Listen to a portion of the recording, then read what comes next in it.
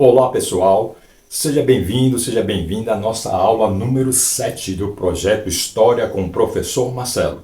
E hoje nós vamos tratar sobre a Mesopotâmia. Venha que a aula está no capricho, me acompanhe. Continuando nossa aula número 7, onde nós estaremos falando sobre a Mesopotâmia, vamos dar aquelas informações básicas que a gente sempre dá antes da nossa aula principal, tá ok? E eu gostaria muito que vocês memorizassem, que vocês gravassem aí esses termos que nós vamos usar não somente nessa aula, mas em aulas posteriores. Alguns a gente já viu levemente e hoje nós vamos aprofundar. Quando se trata de Mesopotâmia, a primeira coisa que nós temos que lembrar é que Mesopotâmia é uma palavra que significa terra entre rios. Foi o historiador Heródoto quem batizou essa região de Mesopotâmia. Portanto, é uma palavra de origem grega. E é uma terra entre rios. Quais rios? Os rios Tigre e Eufrates, como nós vimos. Localiza-se lá no Oriente, né? Portanto, trata-se de uma civilização hidráulica, como nós vimos na aula passada, quando nós tratamos do crescente fértil. Lembra aquelas civilizações que se desenvolveram às margens de grandes rios? Nós vimos o Egito, que se desenvolveu às margens do rio Nilo, e agora nós vamos ver a Mesopotâmia, que se desenvolveu banhada por dois rios, os rios Tigre e Eufrates. Organização política. Inicialmente, ou seja, no começo, era formada por cidades-estados autônomas, ou seja, cada cidade tinha o seu rei, tinha o seu governo próprio. Veja que interessante isso. Era uma região ampla, tinham várias cidades, porém cada cidade tinha o seu governo próprio, tinha suas próprias leis, tinha o seu próprio soberano. Portanto, eram chamadas de cidades-estados. A gente vai ver isso com mais profundeza quando a gente for tratar da civilização grega. Os gregos no início também se organizavam dessa forma aí. Evoluiu para os grandes impérios, com governos teocráticos centralizados. Com o passar do tempo, essas cidades-estados elas começaram a se juntar, a se unir. E uma coisa que a gente viu na aula passada é que quando um reino vai se juntando aos vizinhos, ele deixa de ser um simples reino e passa a ser um império. E aqui na Mesopotâmia, vários impérios se estabeleceram. E todos tinham governos teocráticos centralizados. A gente já viu também o que era isso com relação ao Egito. O faraó ele tinha o governo centralizado em suas mãos. E era um governo teocrático, baseado na religiosidade, baseado na religião. Onde o próprio faraó era um deus, lembra? O povo egípcio considerava ele um deus. A sociedade era estamental e patriarcal. Estamental, nós já vimos mais ou menos o que é. Aconteceu o mesmo com o Egito. A sociedade era dividida em camadas, de acordo com o nascimento, com as condições financeiras e etc. E um termo novo que vai aparecer aqui, era uma sociedade patriarcal. A gente vai ver isso também quando a gente for tratar dos hebreus. Na sociedade patriarcal, a presença do homem, o homem como governante, como líder, é muito marcante. Já começa pelas famílias. Na família, o homem mais velho, por mais homens que tenha na família, mas é o mais velho quem determina, quem coordena, quem comanda a família. Isso é chamado de sociedade patriarcal. Uma sociedade extremamente machista, onde o homem detém o poder em suas mãos. E no governo isso também se aplica. Ao contrário do Egito, em que havia faraonisas, aqui na Mesopotâmia não havia rainhas, eram somente homens que governavam. Com relação à religião, continua politeísta, a gente já viu o que é, cultuavam vários deuses, que representavam os elementos da natureza e os astros. Construíram os zigurates. Nós vimos que os egípcios deixaram sua marca através da construção das pirâmides. Na Mesopotâmia vai surgir uma construção semelhante às pirâmides. São os zigurates. E eles funcionavam como templos, observatórios e armazéns, né? Além de ser um templo religioso, por ser uma construção alta, a gente vai ver logo em seguida, eles usavam também para observar os astros. E essa observação dos astros proporcionou a esse povo aqui um desenvolvimento muito grande nessa ciência. E também como armazéns, onde eles estocavam tudo aquilo que o povo ofertava aos deuses, né? Os cereais, as colheitas e tudo mais. A escrita houve um avanço com relação à escrita. Surgiu a escrita cuneiforme, que a gente vai ver também, desenvolvida pelos sumérios, um dos povos que habitavam aqui essa região. Nas ciências, desenvolveram estudos da astronomia e da matemática, né? Muitos avanços na astronomia e também na matemática foram alcançados justamente por esses povos que, como nós vimos, observavam muito os astros e tudo mais. E quais eram os principais povos que habitavam a Mesopotâmia? Sumérios, acádios, babilônios, já ouviram falar, né? Assírios e caldeus. Claro que haviam outros, mas esses são os principais. Voltamos agora com um mapa para nós termos uma visão melhor sobre a localização da Mesopotâmia. Aqui nesse mapa nós podemos ver Mesopotâmia e os dois rios que banhavam essa região, né? O rio Tigre e o rio Eufrates. Lembra do significado do nome Mesopotâmia? Muito bem, terra entre rios. Quais rios? Tigre e Eufrates. E aqui nós estamos vendo, ao redor dessa região banhada pelos rios, algumas palavras que se destacam que são os principais impérios e reinos que surgiram na época. A própria Babilônia, né? A Suméria, a Cádia, a Pérsia, um poderoso império, e a Síria. E nesse meio todo existiam várias cidades, Nínive, Assur, né? A própria Babilônia, Uruk, Lagash, Kish, e uma eu quero que vocês guardem na memória que a gente vai falar dela, quando a gente for tratar do povo hebreu, né? A cidade de Ur. A gente vai ver quando chegar lá, tá bom? Então, eram cidades, como nós vimos, no início eram cidades-estados, cada qual tinha o seu rei, tinha o seu governante, mas à medida que o tempo foi passando, cada uma tomava a posse da região, tomava a liderança na região no seu tempo. Houve uma época do Império Babilônio, houve a época do Império Assírio, houve a época do Império Sumeriano e assim sucessivamente. Então, essas são as principais cidades e futuramente principais impérios que vão compor a Mesopotâmia. Vejam que a Mesopotâmia ficava aqui próxima do Egito, que nós estudamos na aula passada. Todo esse arco aqui fazia parte do chamado crescente fértil. E com relação à organização política e social da Mesopotâmia, lembra muito a própria organização do Egito. Porque na realidade todos os povos nessa época, aí, lá na Idade Antiga, eles tinham uma organização social muito semelhante uns dos outros. No caso da Mesopotâmia, aquelas várias cidades que nós vimos, que se tornaram depois impérios, também possuíam essa organização social. Claro que o soberano, o rei, né? Veja que aqui não usa mais o termo faraó. O rei estava lá no topo, juntamente com a sua família e seus puxa-sacos. Abaixo vinham os sacerdotes, os nobres e os militares, lá, descendo a escala social. Os comerciantes, escribas e artesãos. A gente vai ver que a escrita aqui na Babilônia vai ganhar um salto muito grande. E aqueles que dominavam a escrita tinham um destaque social, né? E abaixo, como sempre vem acontecendo no decorrer da história, camponeses e escravos. Vocês estão vendo que sempre há uma camada que domina e uma camada que é dominada. Por que será que isso existe? Por que uma camada se deixa dominar por outra, mesmo sendo em maior número? Deixe sua opinião aí nos comentários. Portanto, essa é a organização política e social da Mesopotâmia, e isso englobava todos os povos que ali viviam, todos seguiam essa mesma organização. Religião da Mesopotâmia.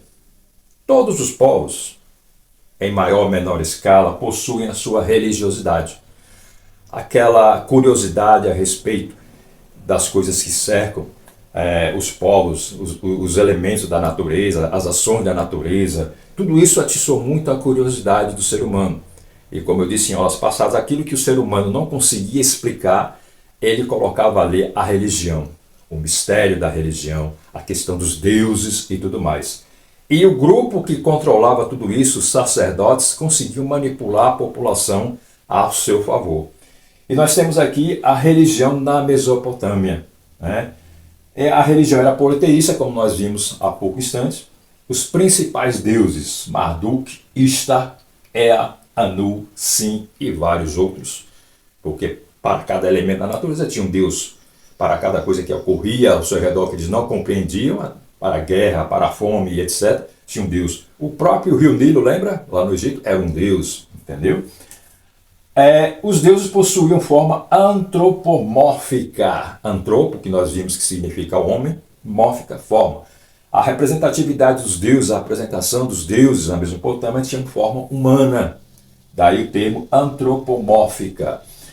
E praticavam adivinhação, magia e astrologia. Eram atentos observadores dos astros. Né? E a gente vai ver que a própria pirâmide deles servia como esse ponto de observação. Então, a religiosidade também ocupava um espaço muito importante. E é bom salientar novamente a questão dos sacerdotes.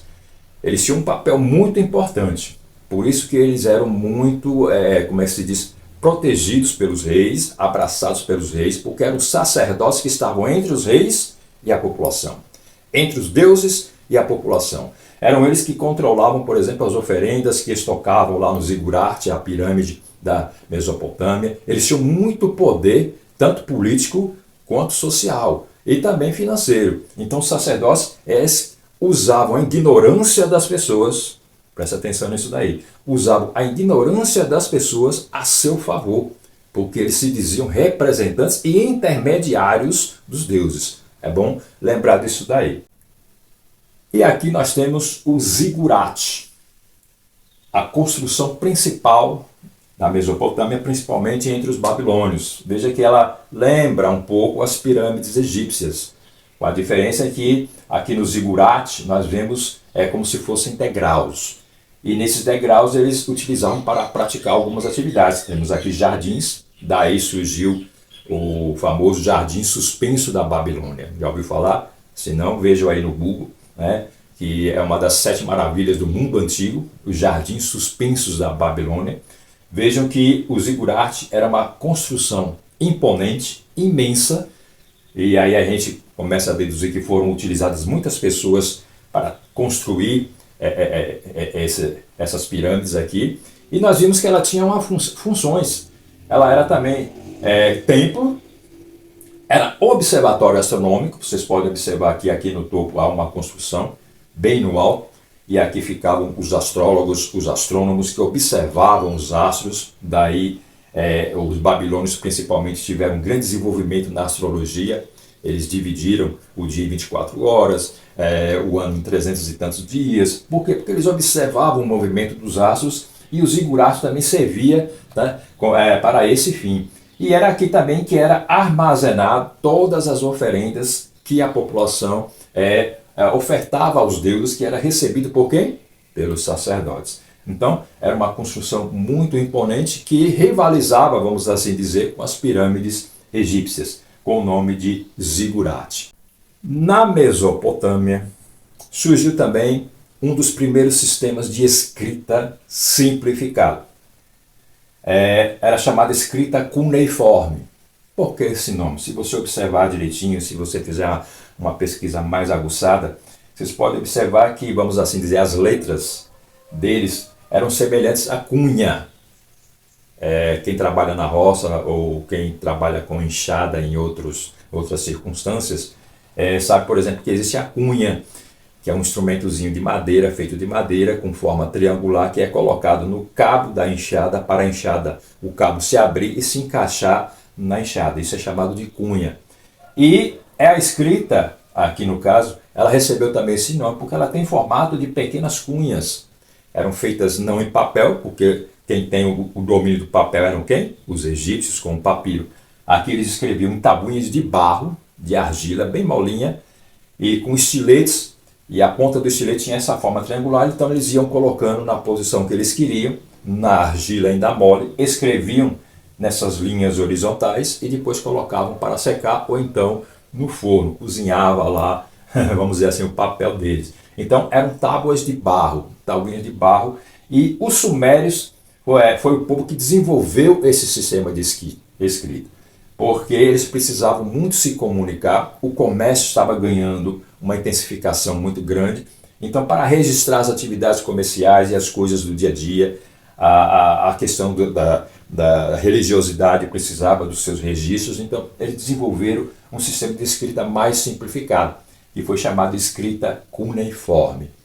Porém, eu quero dar aqui um lembrete. Isso me fez lembrar de algo que eu esqueci na aula passada. Eu quero pedir até desculpa a vocês com relação à escrita egípcia, tá ok? Presta atenção agora.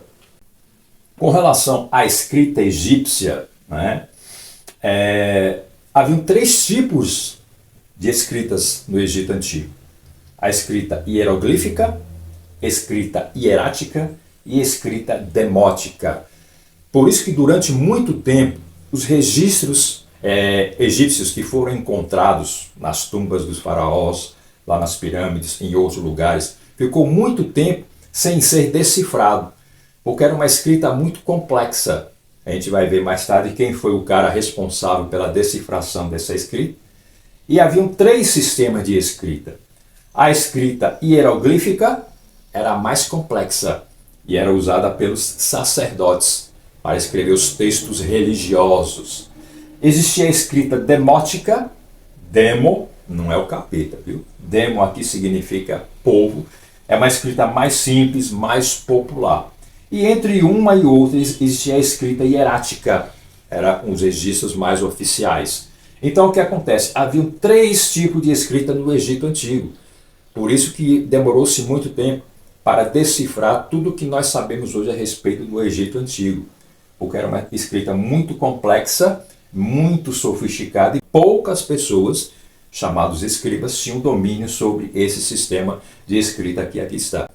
E ainda, aproveitando o tópico sobre escrita, na Babilônia vai surgir uma inovação muito grande no que diz respeito à legislação, aos códigos de lei.